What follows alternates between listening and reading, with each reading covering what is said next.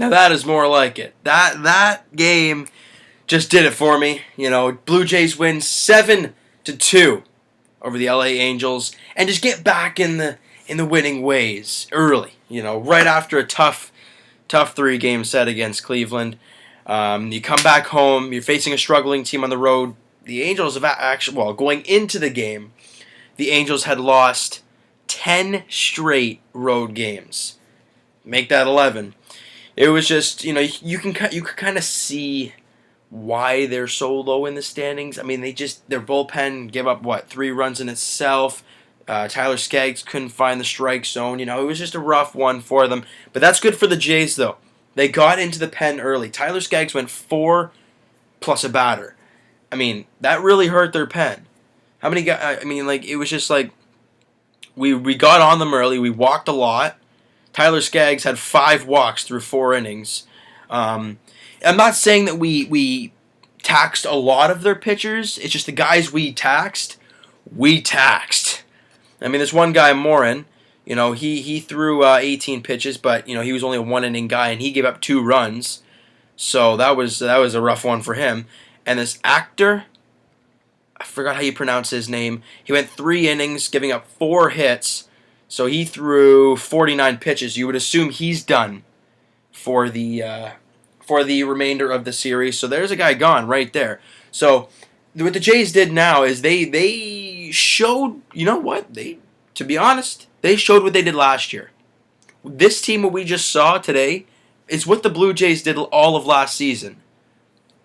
Mostly till the end, but for most of the year, that's what they did. Grind out at bats, take their walks, get some sac flies, hit a home run here and there, get some singles and it was just what they did was exactly the way they played baseball the previous season, and it was just nice to see. When we were down 2-1 early because Dickey gave up the home run in the second inning, for some reason I wasn't worried. I'm not a huge fan of R.A. Dickey, but I still wasn't worried. And it was a weird feeling. I'm thinking, you got Trout and Pujols. We're losing 2-1. The offense has not been clicking a whole lot. Dickey's pitching. Why am I not so worried? The score tells me it all. 7-2 victory. I mean, Dickey was very good, though. I have to give him a tip of the cap. He was very, very good. He went 6 2/3, 6 hits, 2 runs, 2 walks, 2 strikeouts. The walks didn't hurt him. There was 1 bad pitch. That's it. 1 bad pitch, and you gave up a 2-run home run. I mean, at times that could really kill you. But in a game like this, it didn't. So he pitched very, very well. Like I said, we lit up Tyler Skaggs because that was a lot of fun to watch.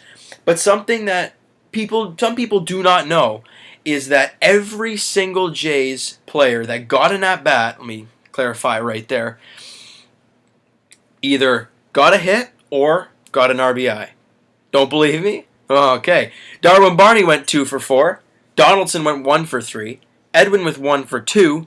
Martin went 3 for 3 with 2 RBIs and a run scored. Just dynamite. Ridiculous. And he's DHing. Just because Josh Hoy's behind the plate. Maybe he should be the DH more often. I love it. Tulowitzki went 1 for 3. Upton went 0 for 3. However, he did have a sacrifice fly, so there's the RBI for him. Pilar went 1 for 4. He actually came around to score on his double. It is so good to have him back out there. It just looks right to have him there instead of having Upton and some people move around. I like having just Kevin Pilar there. Saunders had his home run, and man, he needed that. He's had a real rough time since the All-Star break. He needed that home run. He needed it bad. So there's the hit for him. Josh Tolley went 0 for 3. However, he hit a really deep sacrifice fly. So there's an RBI for him. Everybody contributed in this ball game. That is what we saw last year.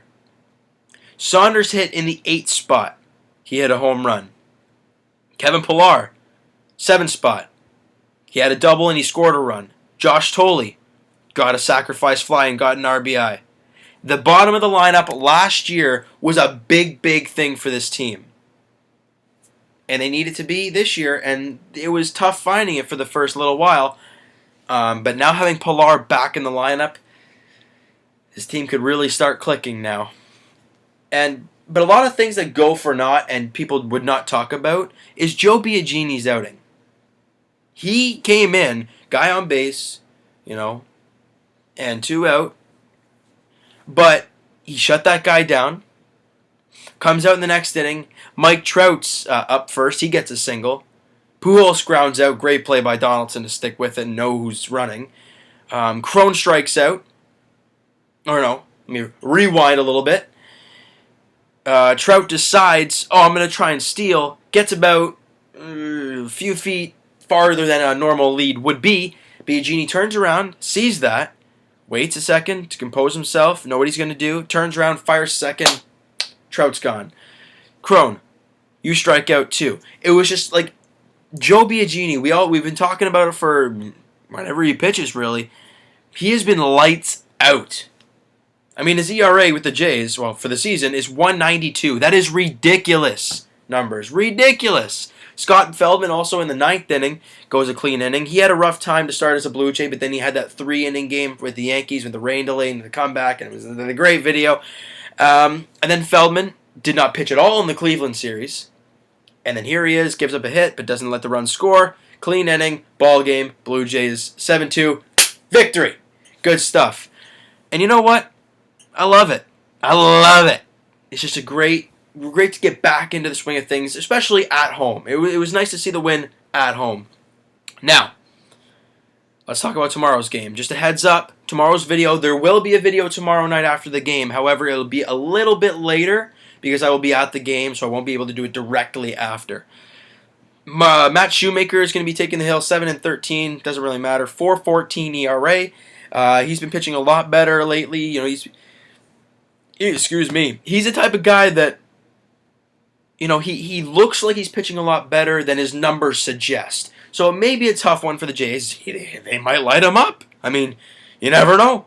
And also Marco Estrada is going for the Bluebirds.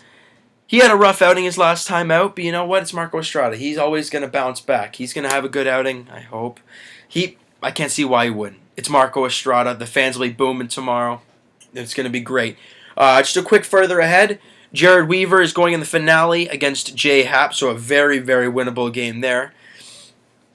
This is like we've been saying, this is a sweepable series. We've taken the opener, which ideally has been the toughest part for the Jays, who are sub 500 in series openers, which is really weird. But they are, and they won today. That's all that matters. Baltimore and Boston look like they're going to win. Whatever. We did our job. We kept pace. Doesn't matter.